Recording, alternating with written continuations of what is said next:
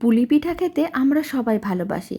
তবে এইভাবে একবার তালের সিজনে তালের পুলি পিঠাও বাড়িতে বানিয়ে দেখতে পারেন, খেতে বেশ ভালো হয়। নমস্কার, আমি রুমি, আপনাদের সবাইকে আবারও একটা দারুণ স্বাদের রেসিপিতে স্বাগত।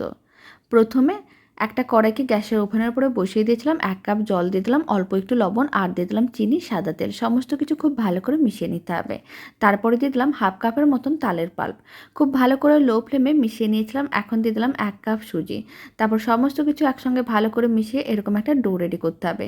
ডোটা যখন রেডি করা হয়ে যাবে তখন একটা প্লেটের মধ্যে নিয়ে নিতে হবে। তারপর অল্প একটু ময়দা দিয়ে দিলাম আর খুব ভালো করে মেখে নিলাম। এখন ডোটার থেকে লেচি কেটে নিতে হবে। লেচিগুলোকে গোল বলের মতন করে বানিয়ে প্রেস করে চ্যাপটা করে তারপর একটু টুপির মতন করে বানিয়ে নিতে হবে, যেভাবে পুলি পিঠা বানায়। মাঝখানে পুরটা দিয়ে এইভাবে ভালো করে সিল করে নিতে হবে। কড়াইতে জল গরম করে নিয়েছিলাম, তার উপর একটা ছিদ্রযুক্ত পাত্র রেখে পুলি পিঠাগুলোকে ভাপে সেদ্ধ করে নিতে হবে, তাহলেই রেডি হয়ে যাবে।